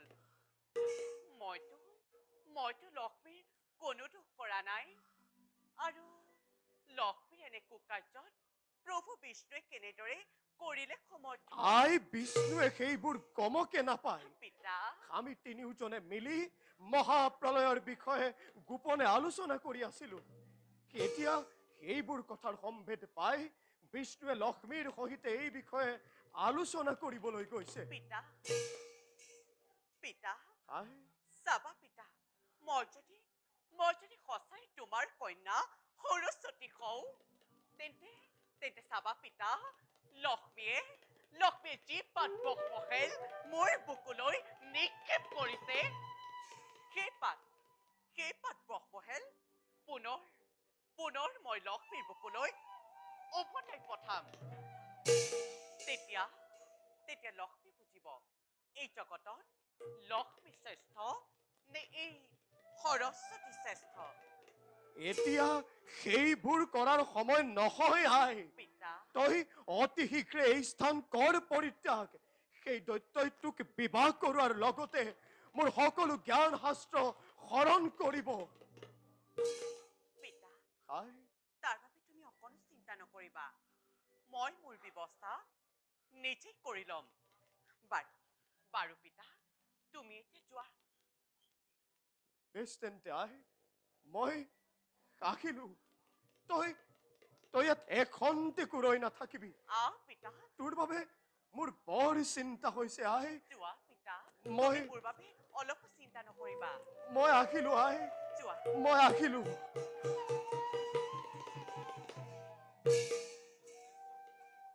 লক্ষ্মী তুমি তুমি বিষ্ণুৰ পত্নী বুলি গৰ্ভতে ধৰ্ম কাৰ্য পাহৰি পেলাইছা আৰু আৰু মোক সেই দৈত্যলৈ বিবাহ দিবলৈ প্ৰস্তাৱ আগবঢ়াইছা সেই প্ৰস্তাৱে মোক সেই জগতৰ মাজত সেই জ্ঞান কৰাইছে চাও বাৰু লক্ষ্মী তুমি মোক সেই দৈত্যলৈ কেনেদৰে বিবাহ কৰোৱা লক্ষ্মী চাম তুমি মোক সেই দৈত্যলৈ কেনেদৰে বিবাহ কৰোৱা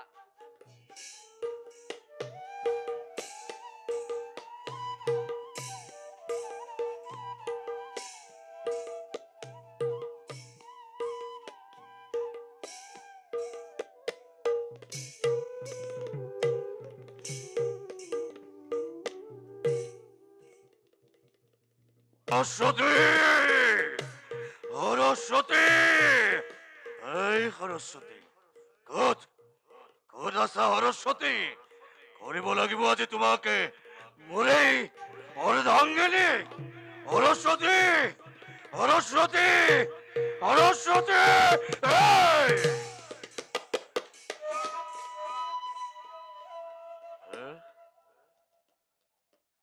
কোন তই তই যখিনী নে ভূতনী এই হয় দৈত্যৰ আগত কিন্তু কোনো মায়া নচলিব দে দে দে তোৰ সত্য পৰিচয় দৈত্যপতি এই মই যকিনী ভুতুনি একোৱেই নহয় কিন্তু কি তই মই লক্ষ্মী আইতাকী সৰস্বতী এই! হে? লক্ষ্মী আইতা কি সৰস্বতী মাতৃটো মোক কৈছিল সৰস্বতী সমান ৰূপৱান গুণৱান এই পৃথিৱীত কোনোৱেই নাই তেনেস্থলত তই সৰস্বতী নাই নাই নাই মোৰ বিশ্বাস নহয় দৈত্যপতি হে? তোমাৰ মাতৃয়ে তোমাৰ ওচৰত মিছাৰ আশ্ৰয় লৈছে এই! এই জগতত এই! সৰস্বতী বুলি অন্য কোনো নাৰী নাই কোনোৱেই নাই গতিকে দৈত্যপতি গতিকে কি মোক গ্ৰহণ কৰি এই! মোৰ জীৱন কৃতাৰ্থ কৰক নাই দৈত্যপতি মোৰ জীৱন কৃতাৰ্থ কৰক এই!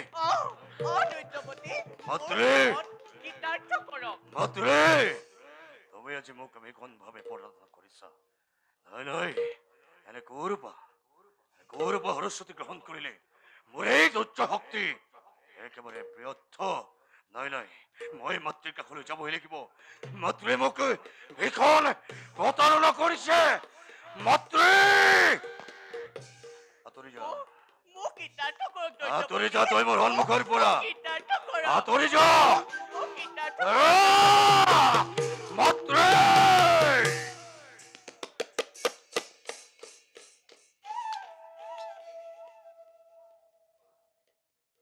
লক্ষ্মী লক্ষ্মী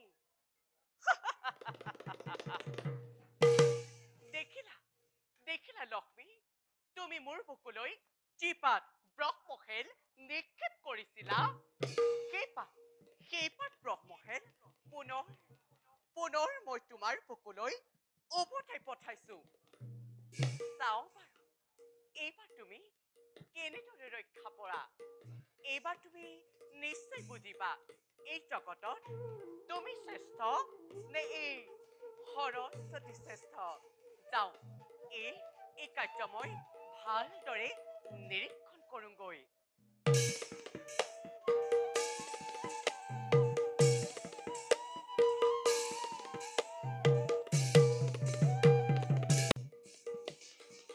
লক্ষ্মী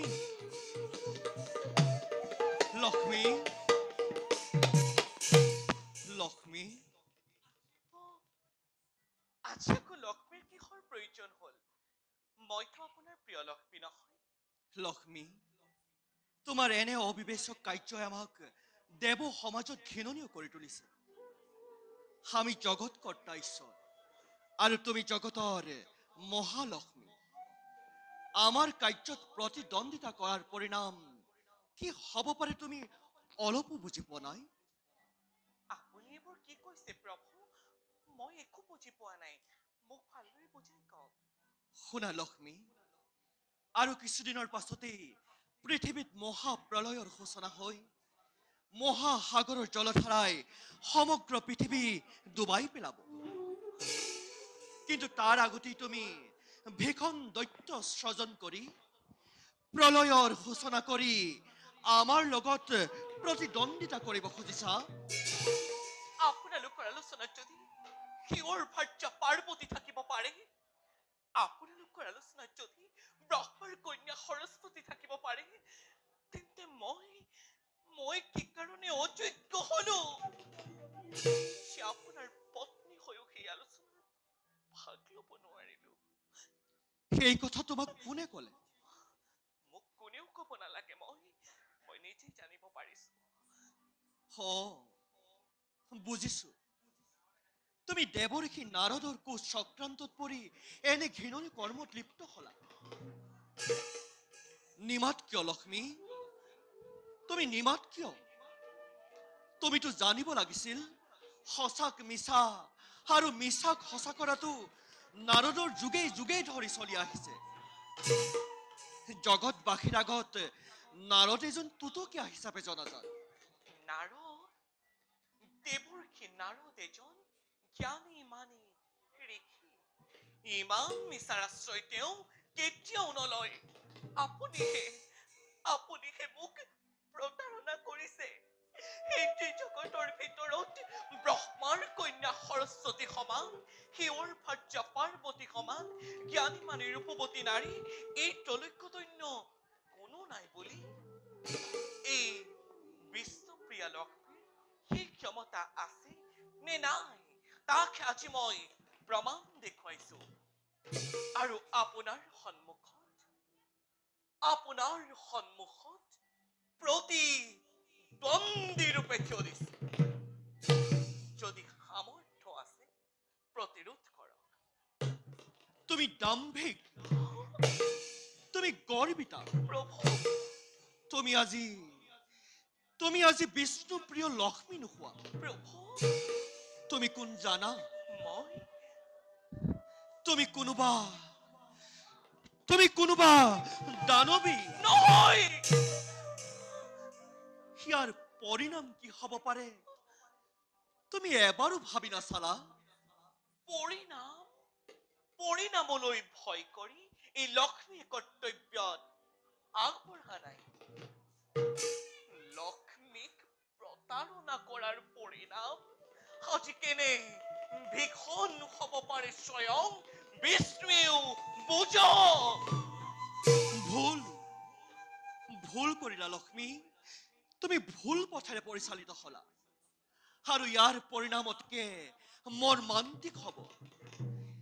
সেদিন নহয় এদিন তুমি ভীষণ সংকটত পৰি উদ্ধাৰৰ বাবে হাহাকাৰ কৰিব লাগিব। আৰু সেইদিনা তোমাক উদ্ধাৰ কৰিবলৈ তোমাৰ কাষত কোনোৱেই নাথাকিব। মই আৰু তোমাৰ লগত তৰ্ক নকৰো লক্ষ্মী, তোমাৰ যুক্তি হেৰাই গৈছে।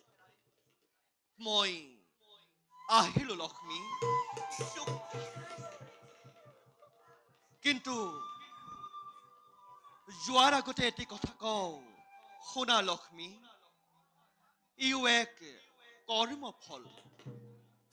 ধৰ্মৰ জয়, অধৰ্মৰ পৰাজয়। ধৰ্মৰ জয়, অধৰ্মৰ পৰাজয় জানিবা নিশ্চয়। প্ৰভু,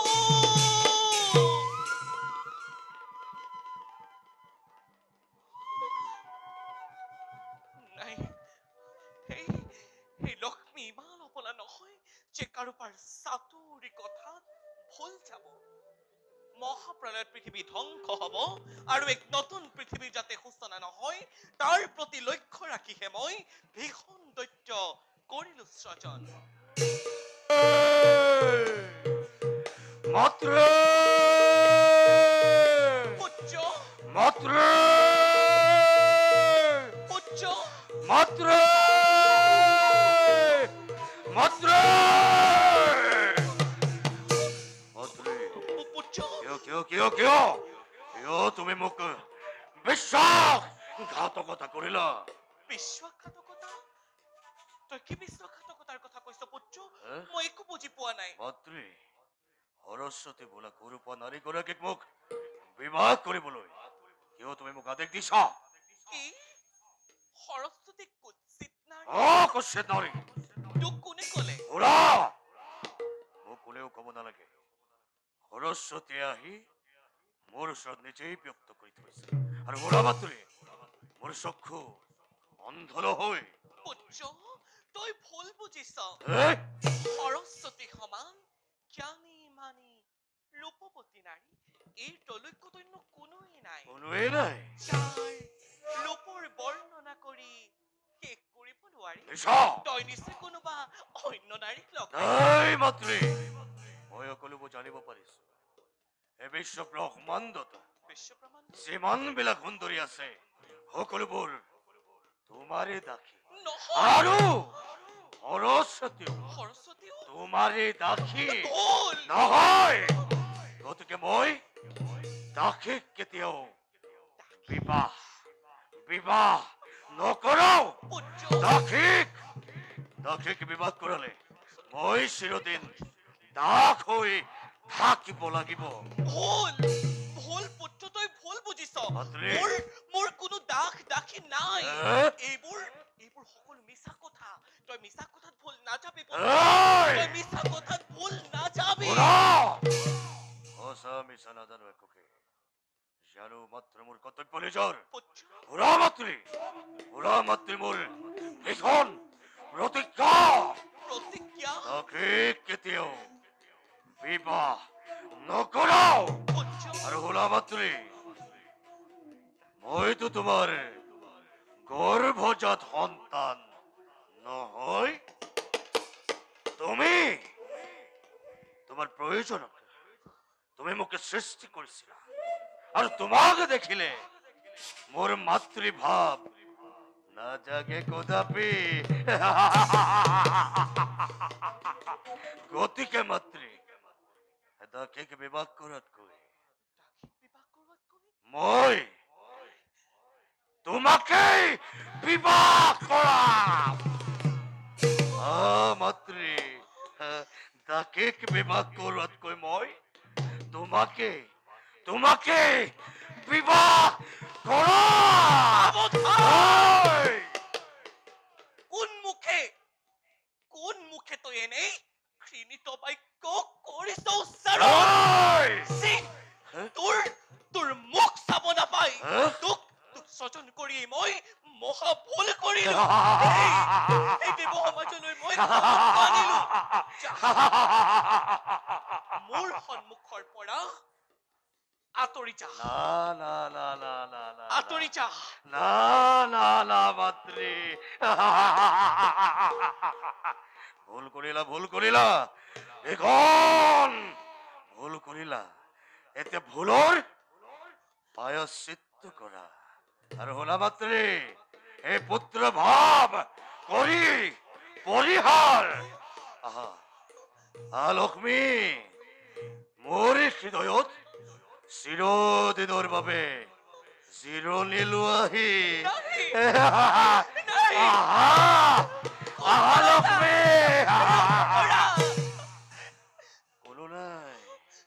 কোনো নাই কোনেও আজি তোমাকে মোৰ হাতৰ পৰা ৰক্ষা কৰিব নোৱাৰে। পুত্ৰ ভাৱ কৰি পৰিহাৰ মোৰ হৃদয়ত চিৰদিনৰ বাবে জিৰণি লোৱাহি। আঁতৰি যা। লোৱাহি আঁতৰি যা। লোৱাহি। আঁতৰি যা। ৰক্ষা কৰা।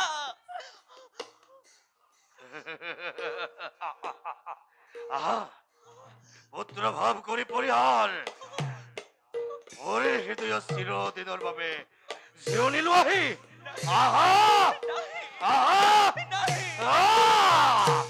আৰে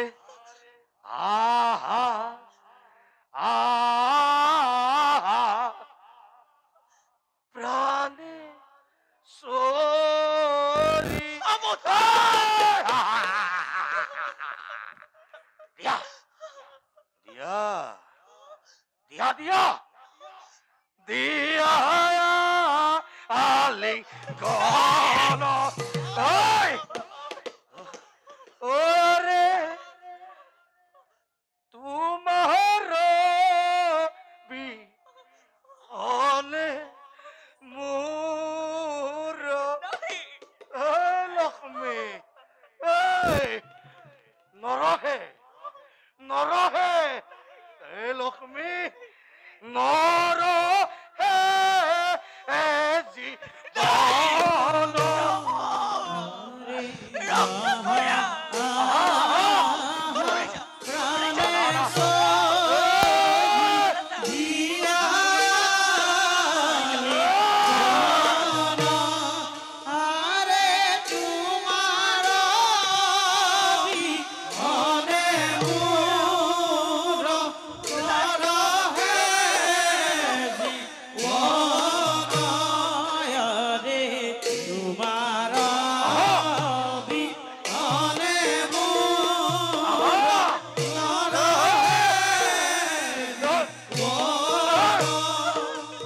আরে ভুলি আছে চেনি চম্পা চেনি চম্পা নাযাও নাই মেলিয়া আছে পাহি পাহি পাহি ওরে নাসিয়া আছে যৌবন যৌবন কন্যা লক্ষ্মী থাকু কেন করি নাই থাকু কেন করি থাকু কেন করি আরে ফুলি আসে চেনি চম্পা মেলি আসে পাহি আরে নাসিয়া আসে যৌবন কন্যা থাকু কেন করি আরে নাসিয়া আসে যৌবন কন্যা থাকু কেন করি লক্ষ্মী ওরা লক্ষ্মী এই হয়তত্বৰ পৰা কতো ৰক্ষা কৰিব নোৱাৰা কতো ৰক্ষা পাব নোৱাৰা কাৰণ শুনা জগতবাসী লক্ষ্মী কেৱল মোৰ পত্নী হয়দত্তৰ পত্নী লক্ষ্মী কেৱল মোৰ পত্নী লক্ষ্মী এই!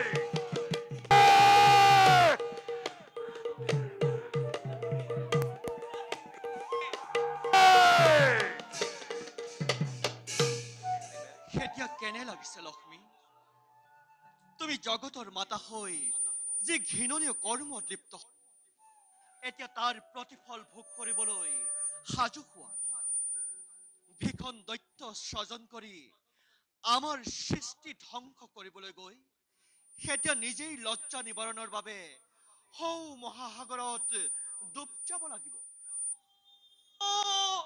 নাই নাই প্ৰভু নাই নাই আতৰে যা প্ৰভু ৰক্ষা কৰা প্ৰভু ৰক্ষা কৰা তুমি আমাক স্পৰ্শ নকৰিবা লক্ষ্মী প্ৰভু তোমাৰ প্ৰায়শ্চিত্ত হ'ব লাগিব প্ৰভু অপলা নাৰী মই দুৰ্বল মুহূৰ্ততেৰে মোৰ নকৰিবলগীয়া কাম কৰি পেলালো মোক ক্ষমা কৰক আৰু সেই দৈত্যৰ হাতৰ পৰা মোক ৰক্ষা কৰক লক্ষ্মী আজি তোমাক দৈত্যৰ হাতৰ পৰা ৰক্ষা কৰাৰ ক্ষমতা আমাৰ নাই আজি দৈত্যৰ আগত আমাৰ সুদৰ্শন চক্ৰ লক্ষ্মী সুদৰ্শন চক্ৰ সাধাৰণ অস্ত্ৰলৈ হল পৰিণত। গতিকে লক্ষ্মী, প্ৰভু তুমি এতিয়া দৈত্যৰ পত্নীত্ব গ্ৰহণ কৰাৰ বাহিৰে সৈন্য আৰু একোৱেই উপায় নাই। প্ৰভু আপুনিও আজি এনে বাক্য কৰিছে উচ্চাৰণ। আমি উচ্চাৰণ কৰা নাই লক্ষ্মী। প্ৰভু দৈত্যই আজি জগতবাসীক উচ্চ স্বৰে চিঞৰি চিঞৰি কৈ গল, কি বুলি প্ৰভু? কি বুলি? লক্ষ্মী তাৰ একমাত্ৰ পত্নী। নহয়, মই দৈত্যপত্নী নহয়, নহয় জগতবাসী, মই নহয় প্ৰভু। গতিকে লক্ষ্মী, তুমি আৰু এতিয়া বৈকুণ্ঠপুৰী শুৱনি কৰিব নোৱাৰিবা। প্ৰভু আজিৰ পৰা তোমাৰ বাবে বৈকুণ্ঠৰ দুৱাৰ চিৰদিনৰ বাবে ৰুদ্ধ হল। নাই! আই! প্ৰভু! প্ৰভু! প্ৰভু! তুমি চৰিত্ৰহীনা। ক্ষমা কৰক মোক ক্ষমা কৰক প্ৰভু, মোক ক্ষমা কৰক। ক্ষমা কৰাৰ প্ৰশ্নই নাহে লক্ষ্মী, যিহেতু তুমি দৈত্যৰ পত্নী। নহয়, মই দৈত্যপত্নী নহয়। সেয়েহে আজি মই তোমাক প্ৰভু আমি তোমাক পৰিত্যাগ কৰিলো।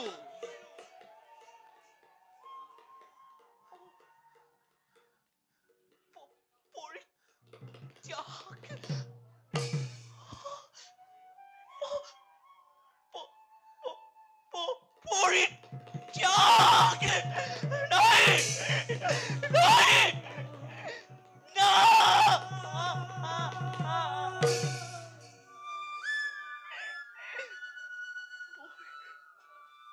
মোৰ অৱস্থা এতিয়া কি হব? কি হব প্ৰভু?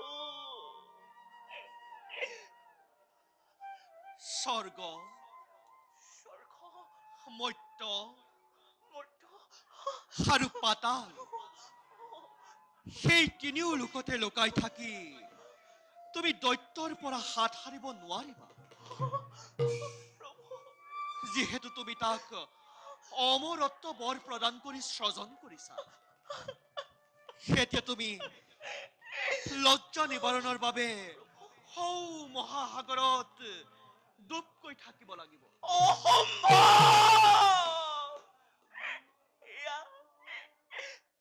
এয়া আপুনি কেনে বিধান দিছে? মোক পৰিত্যাগ নকৰিব, মোক পৰিত্যাগ নকৰিব, মোক পৰিত্যাগ নকৰিব। গৰ্বিতা নাৰীৰ উপযুক্তই শাস্তি হৈছে। শুনা লক্ষ্মী, তুমি যদি জগতৰ মাতৃ হৈ থাকিব বিচাৰা, বিচাৰো প্ৰভু, আৰু যদি তুমি তোমাৰ সতীত্ব ৰক্ষা কৰিব বিচৰা, বিচাৰো। তেন্তে তুমি তোমাৰ বিলুপ্তি সাধন কৰিবই লাগিব।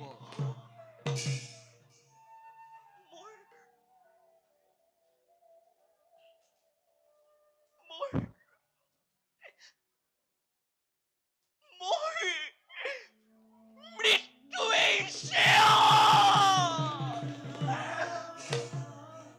আবাহন কৰক আপোনাৰ সুদৰ্শনেৰে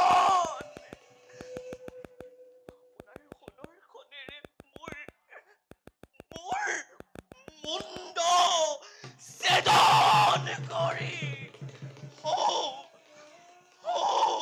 মহাসাগৰতে পেলাই দিয়া। লক্ষ্মী, আৰু পলম নকৰিবা, নহলে আৰু ভয়ংকৰ বিপদৰ সন্মুখীন হবা। যথা ধৰ্ম তথা জয়। প্ৰভু লক্ষ্মী, যাক তুমি বুদ্ধিহীনা বুলি সেৱক জ্ঞান কৰিছিলা, সেই সৰস্বতী আজি তোমাৰ এনেকুৱা অৱস্থা কৰিলে। এতিয়া তুমি তিনি কল্প ধৰি সৌ সাগৰত লুকাই থাকিব লাগিব, আৰু সময়ত তোমাক মই কৰিম উদ্ধাৰ।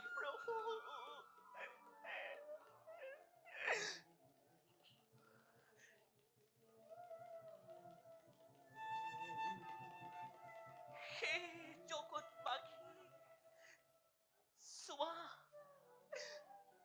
চোৱা আজি লক্ষ্মীৰ অৱস্থা।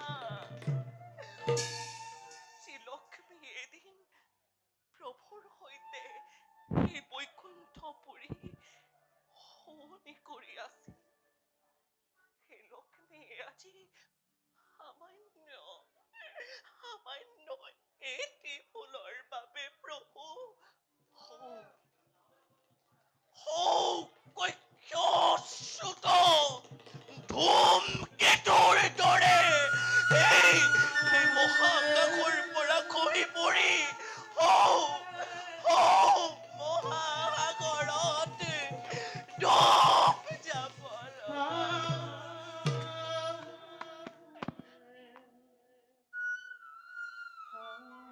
দেৱৰ্ষি দেৱৰ্ষি দেৱৰ্ষি দেৱৰ্ষি দেৱৰ্ষি তুমি যি তোমাৰ কুমন্ত্ৰণা মোৰ ওপৰত প্ৰয়োগ কৰি মোৰ বাবে এই বৈকুণ্ঠ দ্বাৰ চিৰদিনলৈ ৰুদ্ধ কৰালা। তোমাকো দিছো আজি মই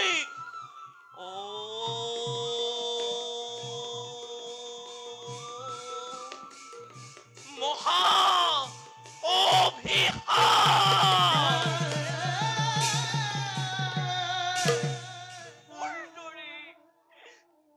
তুমিও এদিন বৈকুণ্ঠৰ পৰা খহি পৰিবা।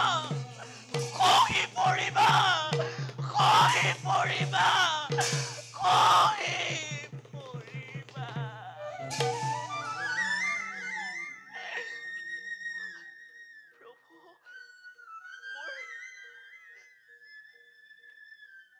মোক যেন সময়ত উদ্ধাৰ কৰিবলৈ নাপাহৰে প্ৰভু। অন্তিম সেৱা কৰিব গ্ৰহণ। বিদায় দিয়া প্ৰভু মোক ধৰণ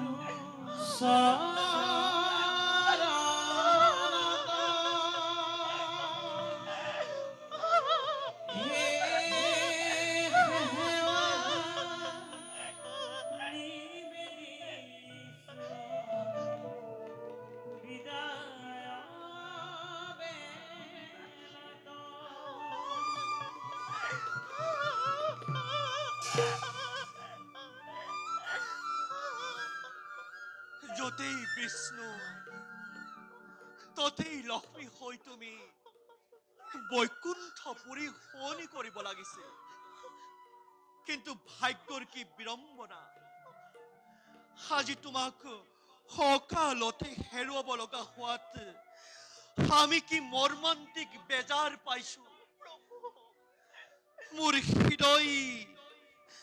মোৰ হৃদয় ভাগি ছিগি চুৰমাৰ হৈ গ'ল লক্ষ্মী। মোৰ হৃদয় ভাগি ছিগি চুৰমাৰ হৈ গ'ল।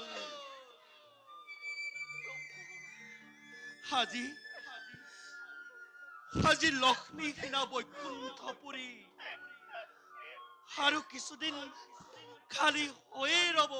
প্ৰভু প্ৰভু যোৱাৰ আগতে এষাৰ কথা কৈ যাওঁ মই। হয়দৈত্য অমৰ নহয়। সমৰ নহয়।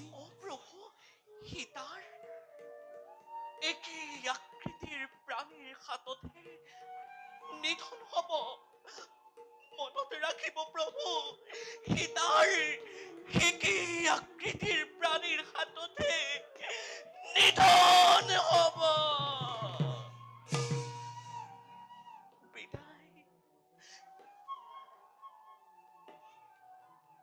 বিদায় প্ৰভু,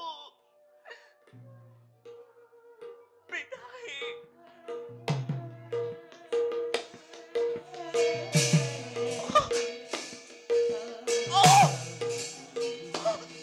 লক্ষ্মী, প্ৰভু ঐ লক্ষ্মী, চাৰিওফালে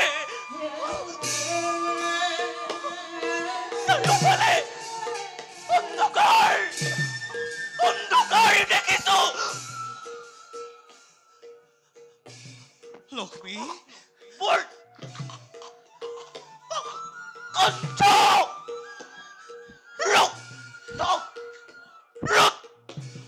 হৈছে। মই আপোনাকে নেদেখা হৈছো। মোৰ কি হ'ল?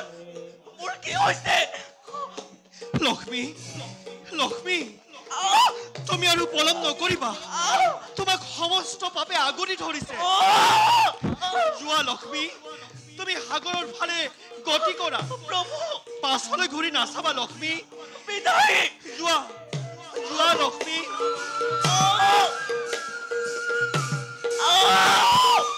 বিদায়, বিদায়, দেখা দেখা বিদায়, সৰ্বজন বিদায়, ঈশ্বৰৰ লীলা বিদায়। লজ্জা ভয়ে লক্ষ্মী দেৱী সাগৰেনো বিলা